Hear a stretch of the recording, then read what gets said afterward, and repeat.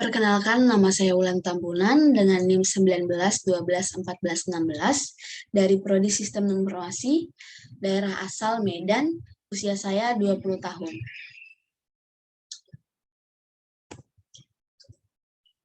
Seandainya saya menjadi seorang pemimpin, apa yang akan saya lakukan? Jika saya menjadi seorang pemimpin, saya ingin menjadi pemimpin yang karismatik dan bisa menjadi sosok leader. Tidak hanya karismatik, tapi saya juga akan belajar beberapa kriteria dan menerapkan kriteria tersebut. Beberapa contoh kriteria pemimpin yang akan saya pelajari dan terapkan yaitu yang pertama, pemimpin yang memiliki attitude yang tidak nyeleneh. Artinya, menjadi seorang pemimpin itu, artinya Anda akan menjadi seseorang yang akan selalu berinteraksi dengan orang lain dengan berbagai karakteristik, baik dalam pekerjaan maupun di luar pekerjaan. Satu penilaian yang paling penting dari diri seorang pemimpin adalah tentang etikanya. Itulah kenapa sebentar apapun pemimpin Anda, tetap akan tidak terlihat sebagai pemimpin yang baik di mata orang lain jika etikanya selalu menyimpang dari adab yang berlaku dalam sebuah perusahaan, mulai dari kejujuran, perilaku, keberanian, hingga tanggung jawab. Yang kedua, terbuka untuk mendengarkan masukan orang lain dan kritis. Tidak ada orang yang sempurna dalam dunia ini, begitu pula seorang pemimpin. Dalam setiap ide dan gagasan yang dikeluarkannya, pasti memerlukan kritik dan saran dari orang lain. Untuk itulah pemimpin harus selalu terbuka untuk setiap masukan yang diberikan dari orang lain. Namun, bukan berarti setiap masukan harus diterima dengan mentah-mentah. Perlu proses yang dilakukan supaya masukan tersebut dapat dijadikan sebagai bahan yang dapat meningkatkan kualitas dari ide dan gagasan yang telah dikomunikasikan. Yang ketiga, memiliki hubungan dengan orang lain yang saling menguntungkan.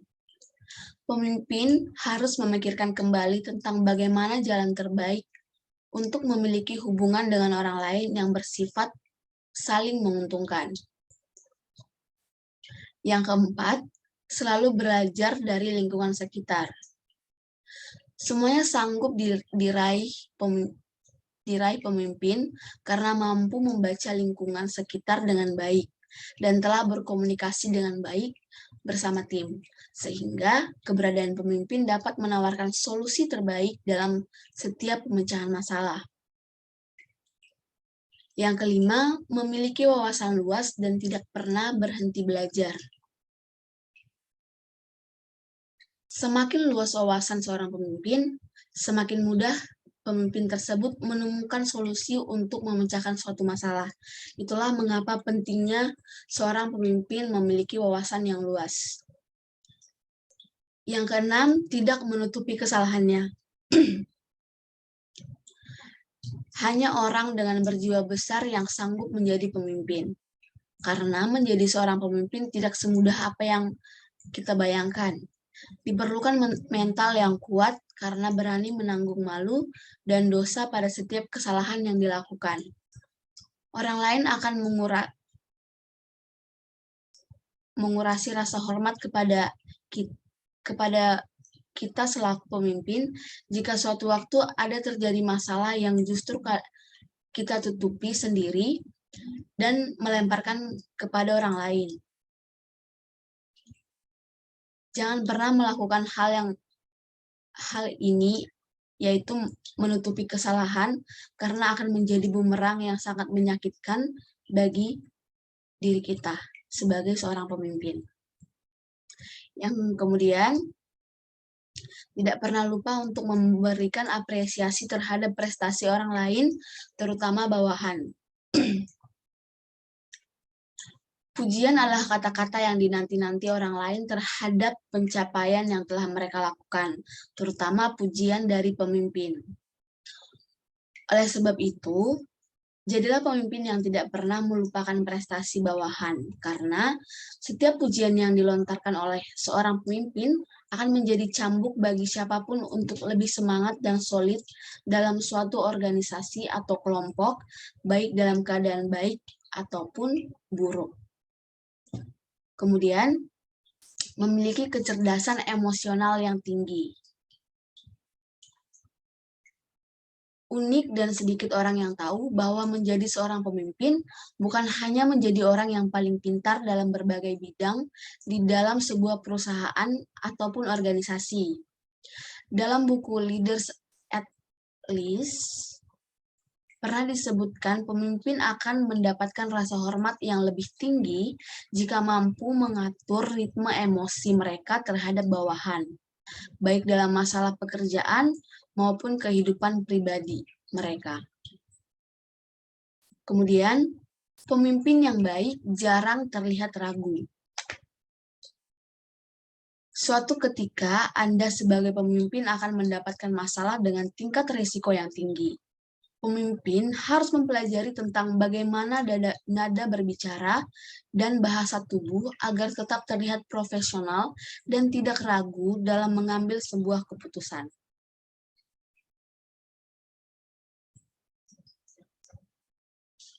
Jika seandainya saya menjadi pemimpin dalam perusahaan yang saya buat, ini merupakan perusahaan bisnis yang belum jadi, hanya menjadi angan-angan saya untuk saat ini. Namanya adalah Queen Yummy. Alamatnya di Jalan In Your Dream nomor 666, jenis usaha, restoran makanan sushi Jepang, nama produk jasa sushi.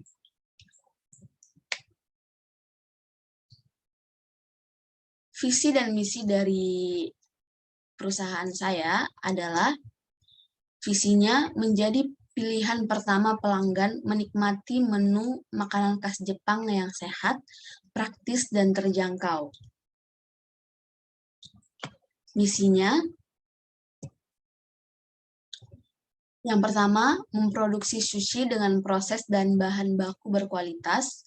Kedua, mampu berinovasi dalam menghadirkan menu-menu baru yang banyak diminati masyarakat. Ketiga, menyediakan tempat yang nyaman bagi pelanggan.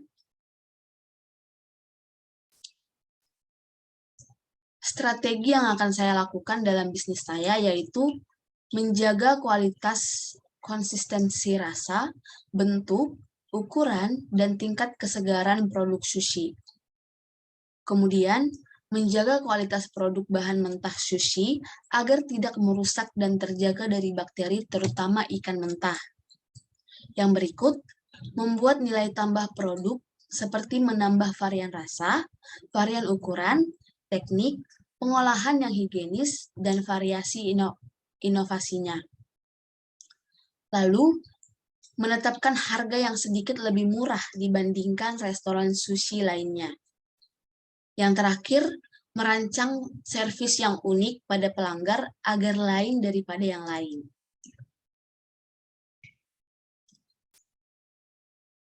Bagaimana saya memulai proses memimpin?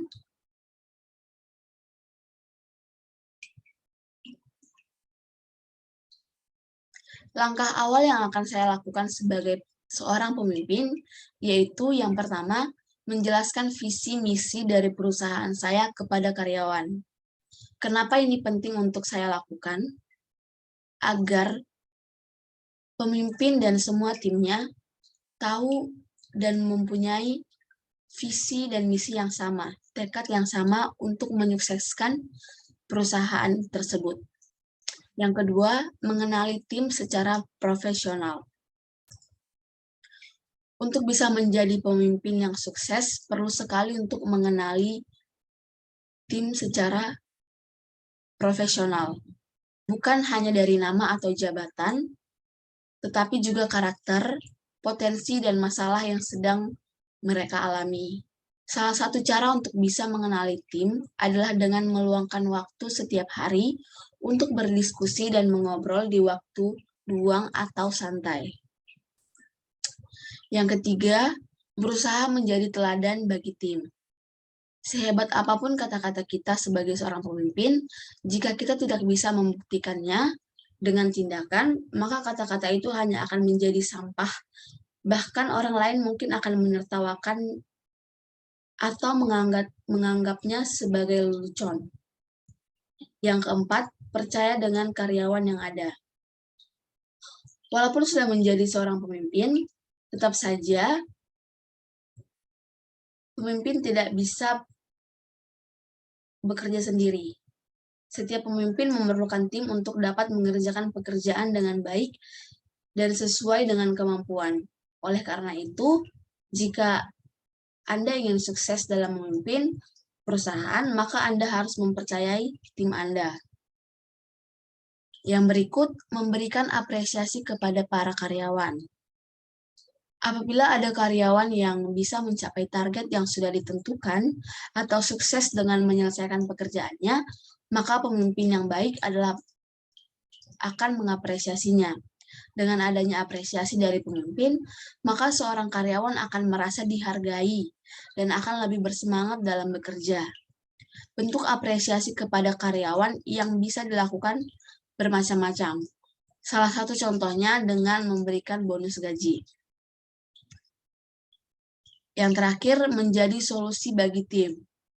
Seorang leader harus bisa memberikan solusi atas semua permasalahan yang muncul di dalam pekerjaan. Jangan sampai karyawan menghadapi kesulitan tanpa kehadiran atau bantuan atau dukungan ataupun arahan dari seorang pemimpin. Gaya kepemimpinan apa yang saya pakai? Gaya kepemimpinan yang akan saya gunakan adalah gaya kepemimpinan demokratis. Gaya kepemimpinan demokratis adalah gaya pemimpin yang memberikan wewenang secara luas kepada karyawan ataupun bawahannya. Setiap ada permasalahan selalu mengikutsertakan bawahan sebagai suatu tim yang utuh. Dalam gaya kepemimpinan demokratis, pemimpin memberikan banyak informasi tentang tugas serta tanggung jawab para bawahannya. Contohnya, melibatkan tim dalam mengambil keputusan ataupun mencari solusi untuk setiap masalah yang ada.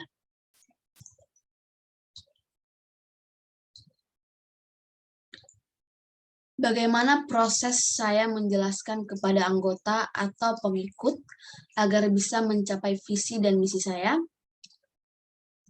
Saya akan menjelaskan sedetail mungkin mengenai visi dan misi perusahaan saya, dan menekankan, sekali lagi, saya akan menekankan semua poin-poin penting dan mewajibkan semua tim melaksanakan visi dan misi. Dan apabila visi dan misi perusahaan dilanggar, maka karyawan tersebut akan diberikan sanksi. Cara saya mengatasi konflik internal. Cara saya mengatasi konflik internal yaitu dengan menjadi penengah di antara tim. Menjaga komunikasi agar terhindar dari kesalahpahaman. Komunikasi juga dapat membangun suasana kondusif sekaligus positif. Contohnya, jika ada masalah internal antar karyawan, saya akan mengumpulkan karyawan tersebut dan mendengarkan masalah dari semua pihak,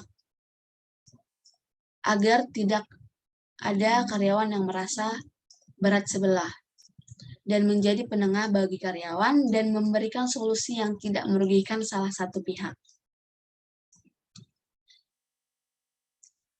Bagaimana cara saya mengatasi konflik eksternal? Saya memiliki beberapa cara untuk mengatasi konflik internal, yaitu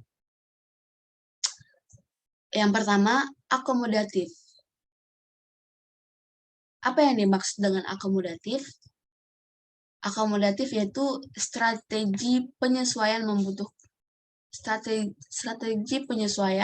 membutuhkan satu pihak untuk mengalah untuk menyelesaikan konflik. Strategi ini dapat digunakan jika Anda yakin bahwa pihak lain mengetahui solusi yang tepat untuk masalah saat ini.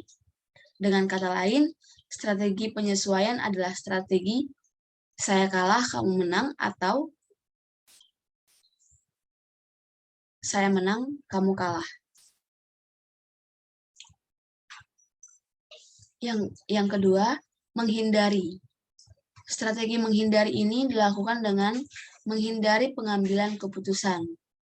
Strategi ini berusaha untuk menunda konflik tanpa batas. Dengan menunda atau mengabaikan konflik, berharap masalah itu bisa diselesaikan sendiri seiring berjalannya waktu. Yang ketiga, kolaborasi. Berkolaborasi dengan mengintegrasikan ide dari banyak orang.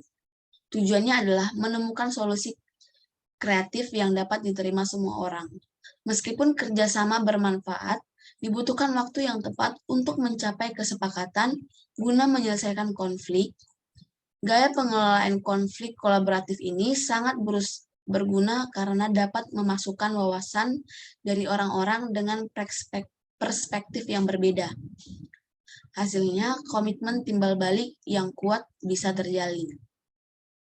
Yang keempat, kompromi. Dalam strategi kompromi, diadopsi metode bagi pihak yang berkonflik yang ingin membuat konsensi.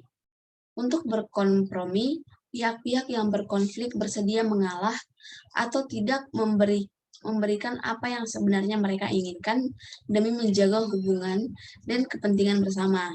Biasanya, strategi ini dijalankan oleh orang-orang dengan kekuatan dan tujuan yang sama. Seperti diketahui, strategi ini dijalankan oleh pemilik bisnis untuk proses negosiasi dalam kontrak bisnis. Yang kelima, ada kompetisi. Manajemen konflik dalam persaingan menggunakan pendekatan kalah-kalah, di mana Anda mencoba menyelesaikan konflik dengan mengalahkan lawan Anda, mengambil sebuah tindakan tegas untuk menyelesaikan konflik, dan bahkan mengorbankan pihak lain tanpa ragu. Langkah-langkah konkret agar bisnis tetap eksis di era milenial dan era digitalisasi. Beberapa langkah-langkah yang akan saya gunakan yaitu yang pertama, menggunakan sosial media. Menggunakan sosial media, Indonesia memiliki banyak penggunaan sosial media seperti Twitter, Instagram, Facebook, dan yang lainnya. Karena itu, sosial media dapat dijadikan alat dalam strategi bisnis. Sosial media dapat Anda terapkan langsung melalui strategi pemasaran usaha. Selain murah, cara penggunaannya pun mudah. Anda tidak perlu memiliki keahlian khusus untuk menggunakan sosial media, tapi cukup dengan memasarkan produk atau jasa saja. Yang kedua, digital marketing. Menggunakan digital marketing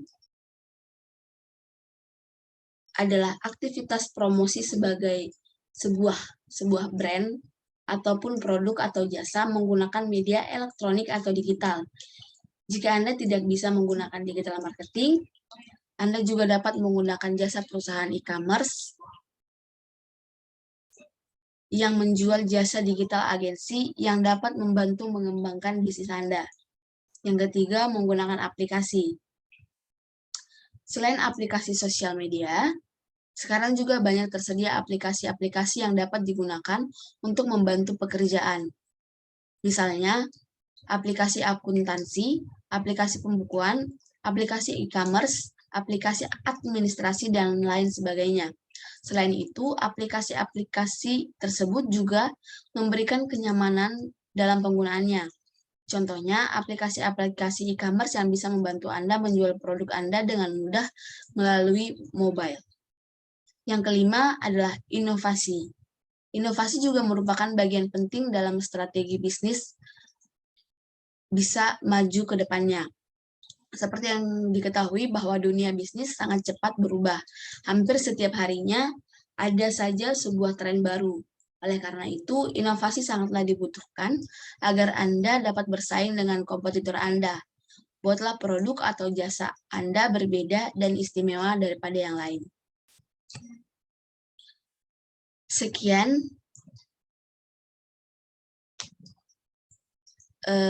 materi kepemimpinan saya tentang bagaimana jika saya menjadi seorang pemimpin.